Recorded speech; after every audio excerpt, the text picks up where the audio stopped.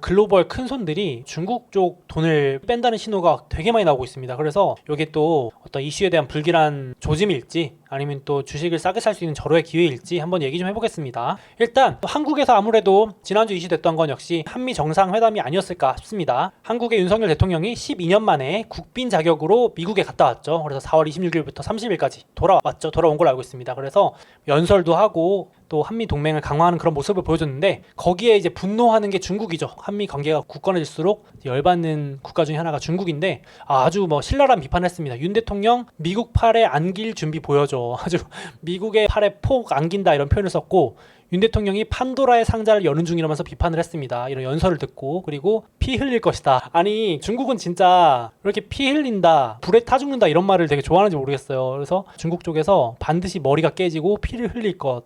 진짜 연설 이런 게 마음에 안 들었는지 신랄하게 비판을 했습니다. 그러면서 그 연설 내용 중에 대만 관계 이런 것도 있었는데 이제 열 받은 거죠. 또 직접적으로 대만 언급에 반발하면서 한국 위험한 길로 가지 마라. 지금 우리 도발하지 마라. 이러면서 대만 문제에 어떠한 간섭도 하지 마라. 니네가 뭔데 자꾸 대만 문제를 거론하냐. 참고로 말씀드려서 중국은 대만이 자기네 나라라고 생각하고 있기 때문에 내정 간섭이라고 여기고 있는 겁니다. 그래서 밤에 중국에 있는 한국 대사까지 불러가지고 막 항의했대요. 이게 아주 높은 수준의 외교 항의라고 합니다. 이게 아주 열받았다는 걸 이렇게 표현한다고 하더라고요. 그래서 이렇게 됐고 그리고 이제 보란 듯이 미국이 이런 거 되게 드물다고 하더라고요. 그 윤석열 대통령을 국방부에도 초대했대요. 그래서 한국 대통령 최초로 미국 국방부 펜타곤이죠. 이렇게 생긴 거 펜타곤까지 초대하고요. 그리고 외국 정상 최초로는 여기 혹시 아시나요? DARPA라고 달파라고 그 미국의 최첨단 기술을 연구하는 곳입니다. 외계인 고문한다는 별명이 붙어있는 곳이죠. 여기가 웬만한 희한한 기술들은 다 여기서 나오는 여기까지 초대해가지고 소개시켜줬다네요. 근데 요 정도로 우리는 굳건하다, 안보 동맹까지도 굳건하다 이런 걸 보여주니까 북한도 열받아가지고 한마디 합니다. 특히 이제 바이든 대통령이 어떤 정권이든지 함부로 우리 미국이나 동맹국을 건드리면 종말을 맞을 거다 하니까 북한에서도 심기가 불편했나 봐요. 그러니까 바이든에게 미래 없는 늙은이, 윤통의 못난 인간 이러면서 이렇게까지 비판을 했습니다. 그러니까 아주 지금 한미 동맹의 심기가 불편한 나라들이 딱 보이죠. 중국, 북한 이런 나라들, 러시아도 불편할 수도 있고 심기가 이렇게 좀 이어지고 있습니다. 거기다가 한미 동맹뿐만 아니라 한미일 동맹을 강화하려고 약간 지금 미국의 의향도 들어갔다는 말이 있는데 아마 돌아오는 주 아니면 5월 초에 일본 총리가 한국에 올 가능성이 높답니다. 제가 봤을 때는 거의 날짜만 안 정해졌고 올 것 같거든요. 3월 달에 한국 대통령이 일본을 갔었는데 거기에 답해서 답방이라 그러죠. 그래서 일본 총리가 아마 올 것 같습니다. 이렇게 한국에 올 것 같은데 그러면서 지금 서로한테 수출 규제 맺었던 거 다 풀 것 같습니다. 보복 조치, 수출 규제도 다 해제. 이거 이제 화이트 리스트라고 하는데 풀어주는 거죠. 서로 지금 묶여 있던 거 다 풀어주자. 그래서 한미일 동맹 굳건하게 하니까 여기 중국 표정이 안 좋을 수밖에 없겠죠. 그래서 중국이 지금 한국한테도 뭐라 하고 일본한테도 뭐라 하고 지금 시비를 걸고 있는 상황입니다. 니네 그렇게 진짜 미국 편에 붙을 거냐? 그쪽에 붙을 거냐? 이러면서 지금 지정학 갈등이 확실히 고조되고 있는 모습이고요.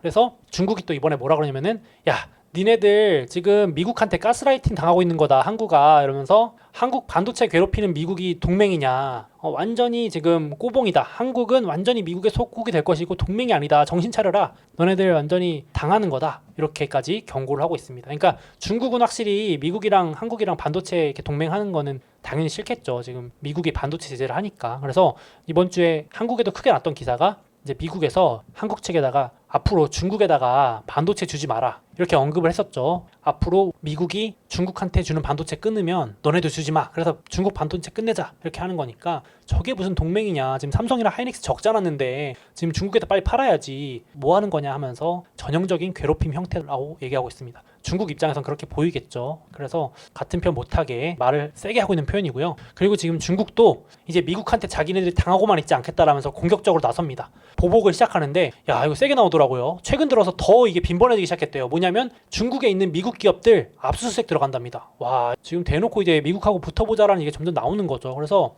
최근에 중국 경찰들이 상하이에 있는 미국 컨설팅 업체에 갑자기 들이닥쳤대요. 그래가지고 압수수색하면서 직원도 막 조사하고 감금하고 컴퓨터 전화기 이런 거 수거해 갔답니다. 시비 거는 거죠. 제가 봤을 때는. 그래서 상하이 컨설팅 업체뿐만 아니라 몇 개 기업들이 최근 들어서 점점 이런 경찰들이 막 들이닥쳐서 압수수색하는 보복성 조치가 되게 커지고 있답니다. 그러니까 중국이 지금 약간 열이 받는 것 같아요. 미국이 저렇게까지 막 한미일 다 협상 테이블에 앉혀놓으니까 좀 그런 것 같습니다. 그리고 이제 마이크론, 전형적인 미국의 대표 반도체 기업이죠. 메모리 반도체. 우리나라로 치면 삼성이나 하이닉스를 때리는 겁니다. 미국의 마이크론한테 수출 금지 검토 시비를 거는 거죠. 뭐 안보에 문제가 있다 이러면서 심사 들어간다고 하는데, 사실상 이제 미국 반도체 마이크론은 중국에다가 반도체 못 팔 것 같습니다. 그러니까 미국도 이미 그걸 준비하고 있는 거죠. 그래서 한국한테도 야, 삼성하고 하이닉스도 절대 중국에 반도체 팔지 마 하는데, 우리나라 입장에서는 좀 그게 곤혹스럽긴 하죠. 그리고 또 미국의 방산 기업들한테 거래하지 마라, 로키드 마틸레이션 이런 식으로 지금 중국 나름대로 보복을 계속 하고 있습니다. 점점 더 수위가 높아진 것 같아요. 이제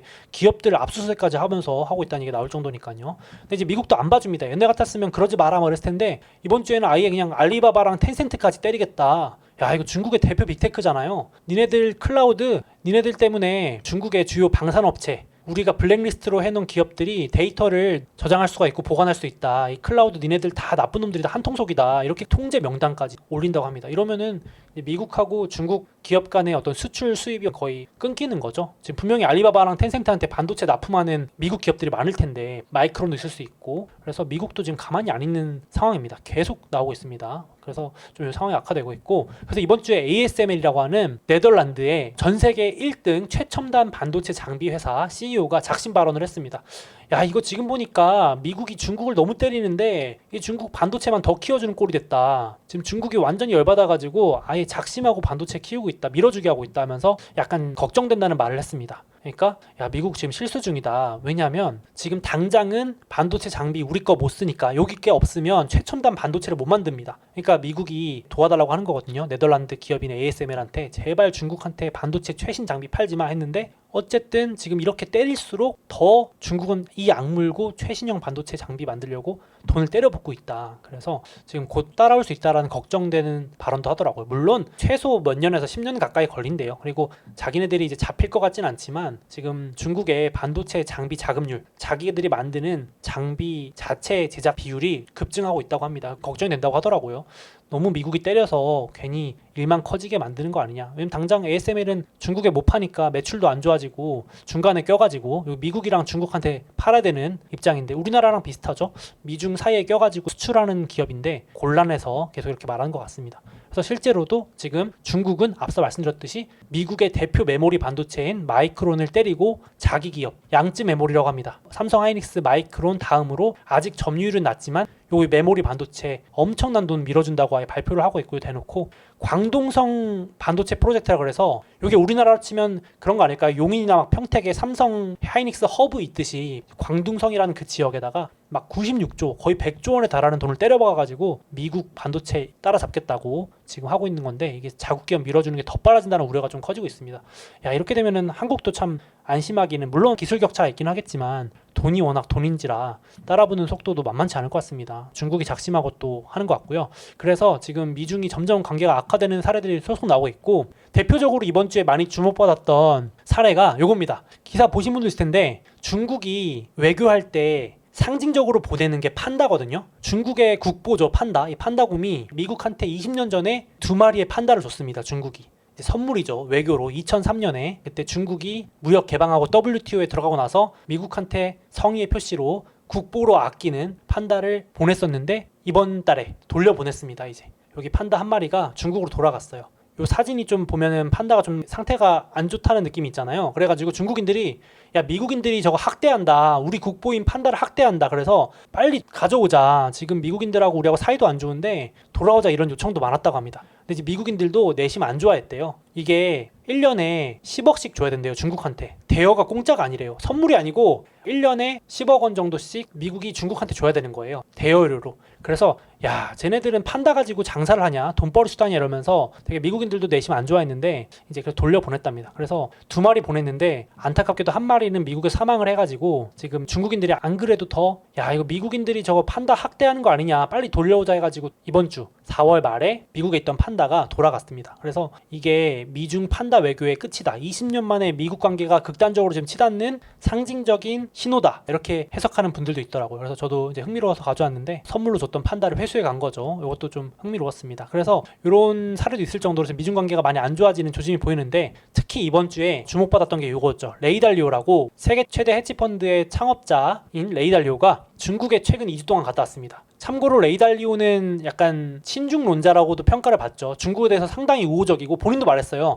중국에 워낙 많은 돈을 넣어놔가지고 미국인 투자자이지만 중국에 돈을 많이 넣어놔서 본인 말로는 중립적인 위치에 있다라고는 얘기했어요. 근데 친중론자 쪽으로 많이들 평가하시더라고요. 근데 이 레이달리오가 최근에 중국 분위기가 심상치 않다. 나 중국 갔다 왔는데 너무 심상치가 않다라고 처음 얘기를 했어요. 그래서 엄청 긴 글을 썼더라고요. 그러니까 좀 느낀 게 있나 봐요. 그래서 미중 전쟁이 물리적이든 아니든 엄청난 경제 자원 전쟁을 목전에 두고 있다. 걱정을 많이 하던데 요약을 해보면 지금 미중이 대화를 하면 할수록 서로 앙금만 쌓여가지고 대화가 어려운 지경에 처해 있고 그리고 두 거인이 완전 벼랑 끝에서 멱살 잡기 하고 있대요. 그래서 누구든지 하나만 살짝 삐끗하면 레드라인을 넘을 것 같은데 그게 러시아, 우크라이나 지금 1년 넘게 이어지고 있는 그 전쟁과는 비교할 수 없을 정도의 피해를 전 세계에 입힐 거랍니다. 진짜 한국도 남의 일이 아니죠. 반도체도 영향이 있고 중국과 대만 전쟁이 나면 우리나라 당장 배 타고 들어올 무역도 끊기고 뭐 이런 여러 가지 난리가 날 텐데 근데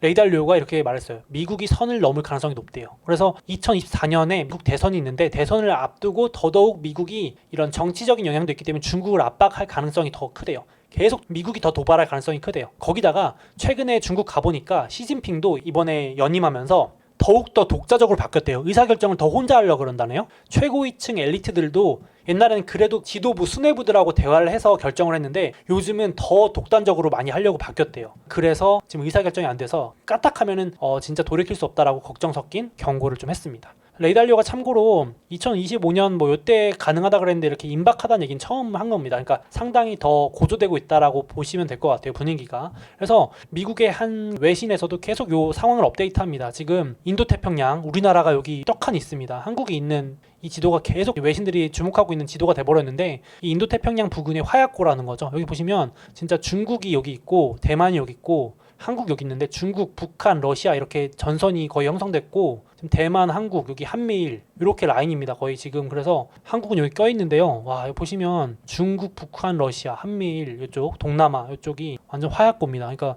한국이 진짜 남일이 아닌 거죠. 그래서 경제적인 것뿐만 아니라 안보적인 측면에서도 화약고입니다. 어떤 식으로든 영향을 안 받을 수 없고 뭐 극단적인 얘기지만 막 중국이 뭐 북한을 통해서 한국으로 뭐 어떻게 할 수도 있다는 얘기도 나오고 막 별의별 시나리오가 나오더라고요. 그래서 이런 극단적인 상황이 안 일어나겠지만 그래서 요즘에 환율도 좀 불안정한 것도 있는 것 같고 지정학 갈등에 우리가 또 영향을 받는 나라니까요. 환율이 또 올라가고 있는 부분도 그렇게 되고 특히 저만 그렇게 느낀 게 아니라 이미 이제 글로벌 큰손들이 중국 관련 주식들을 쭉쭉 빼더라고요. 한번 보시면요. 지금 심상치가 않던데 글로벌 연기금 있잖아요. 우리나라로 치면 국민연금, 글로벌 연기금이나 국부펀드가 지금 중국 주식 엄청 빠르게 팔고 있습니다. 진짜. 그래서 보면은 여기 중국에 되게 우호적이던 5대 글로벌 연기금이 있습니다. 잠깐 보여드리면 노르웨이 국부펀드, 전 세계 1등 국부펀드입니다. 전 세계 주식시장의 한 2%를 가지고 있는 어마어마하게 큰 손입니다. 노르웨이가.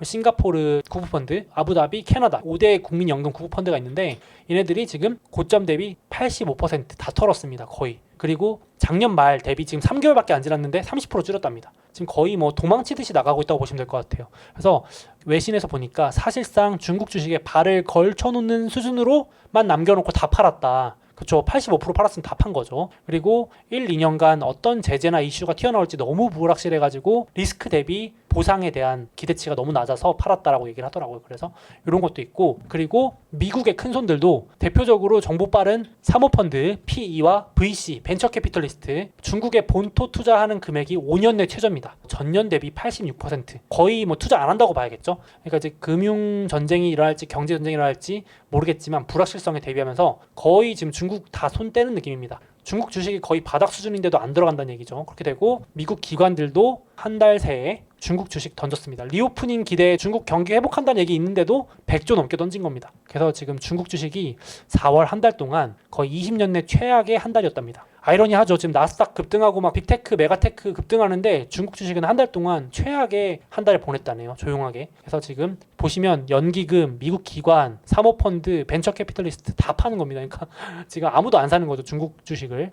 그래서 지금 큰 손들은 수상할 정도로 많이 털고 있다. 그러니까 리스크 일단 피하고 보자라고 하는 것 같습니다. 그렇죠? 그렇게 될 것 같고 그래서인지 몰라도 우연의 일치인지 몰라도 중앙은행들은 지금 금을 어마어마하게 사고 있습니다. 그래서 금을 사는 이유는 다양할 텐데 이번 주에 이 보고서 나온 거 보니까 중앙은행 금 매수 금액이 55년 최고치입니다. 진짜 어마어마하게 사네요. 진짜 어마어마하게 사는 것 같은데 그 중에서도 이제 단기적으로 끝난 게 아니고 설문을 해보니까 이 기관에서 83개 정도의 중앙은행한테 물어보니까 3분의 2 이상이 올해 남은 기간에도 금을 계속 살 거라고 답변했답니다.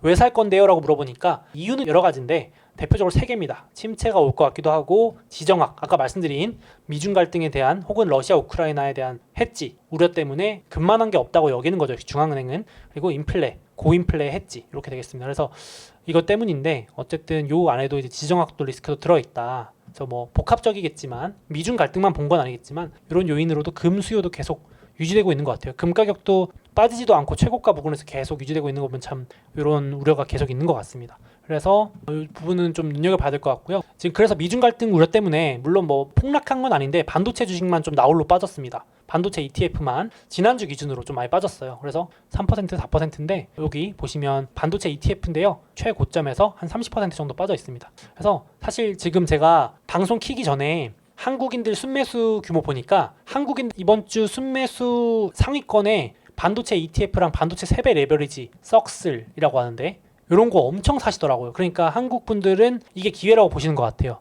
아, 이거 지정학 갈등 핑계로 조정받았지 매수다 이러면서 어마어마하게 샀습니다. 이번에 반도체 ETF와 반도체 3배짜리 이런 거 순매수 탑3 안에 들어갈 겁니다 아마. 그러니까 확실히 이런 지정학 갈등은 뭐 지나갈 문제고 터져봤자 뭐 얼마나 위험이 크겠어 라는 생각을 하시고, 그거 대비해서는 반도체, AI 이런 부분도 있잖아요. 그러니까 중장기적으로 생각하면은 좋으니까 저가 매수 줍줍하자 이렇게 보시는 것 같습니다. 사실 저도 이제 반도체 ETF는 조정에 계속 매수를 하면서 모아가고 있는데 지정학 갈등 때문에 또 쇼크나 핑계가 오면은 조금 길게 보실 분들은 역시 조정의 매수가 더 좋지 않나, 저도 생각 그렇게 합니다. 근데 단기 좀 우려는 있을 수 있다라고 보시면 될 것 같고, 그리고 실제로도 요 반도체 사이클이에요. 여기 보시면 이번 주에 인텔 실적이 발표됐는데 삼성이랑 하이닉스처럼 사상 최대 손실 났거든요. 근데도 주가가 올랐습니다. 그러니까 지금 시장에서 바닥 거의 다 왔다. 업황으로는 미중 갈등 이런 건 모르겠는데 업황 사이클 자체로는 거의 다 왔다라고 약간 보는 거죠. 실제로 인텔 CEO도 새싹이 보인다.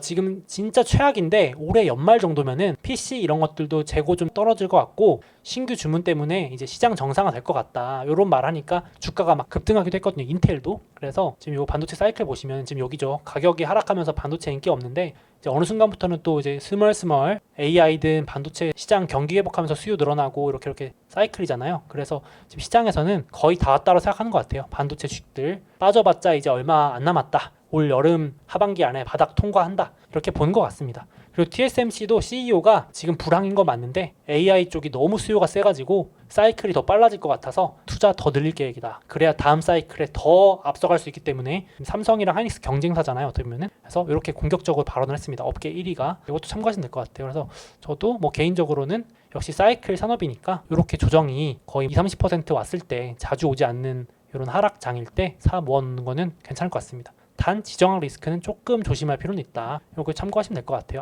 그리고 뭐 중국도 지금 반도체 밀어준다지만은 제가 진짜 미국이 좀 부럽기도 하고 대단하다고 느낀 게 미국의 반도체를 키우기 위해서 수단 방법을 안 가리는 느낌이 들어요. 이번 주에도 뭘 하냐면은 월가에서 고급 인재들을 돈이 얼마인지 안 적혀 있었지만은 백악관에서 다 영입하는 겁니다. 이번에도 시타델이라고 하는 엄청나게 큰 헤지펀드의 머니 매니저, 반도체 쪽 빠삭한 인재를 영입했고요. 2주 전에는 골드만삭스에서 자금 관리하는 반도체 인력을 또 이제 백악관에서 영입을 합니다. 그러니까 이 반도체 이 상무부인데 이쪽에서 아주 드림팀을 꾸리겠다는 각오를 하고 있는 것 같아요. 그러니까 돈을 아끼지 않겠다. 월가 저 인력들이 얼마나 비싸겠습니까마는 수단 방법을 안 가리고라도 우리가 이번에 반도체를 장악하겠다, 약간 이런 포부를 보여주는 것 같아요. 좀 인상 깊었습니다. 진짜 결국은 반도체 전쟁인데 미중 전쟁이 지금 승자가 되기 위해서 엄청나게 지금 양쪽 국가에서도 그렇고 전 세계가 더 노력을 하는 것 같아서 역시 중장기적으로는 투자자 입장에서는 좋은 반도체 주식들 사놓는 게 좋은 전략 아닌가 싶습니다. 그래서 저는 이제 반도체 ETF를 계속 사모으는 편이고 하락할 때마다, 그리고 오늘 소개해드린 최신형 반도체 장비 만드는 회사도 많이 빠져있고, 그리고 엔비디아 안 빠집니다. 엔비디아는 거의 안 빠졌는데 최신형 반도체, AI 반도체, 화요일날 장 마감하고 실적 발표하는 AMD가 있습니다. 이 주식도 좋아하는 편인데 이것도 참고하시면 좋겠습니다. AMD는 아직도 회복을 안 한 반토막 나 있는 주식이라서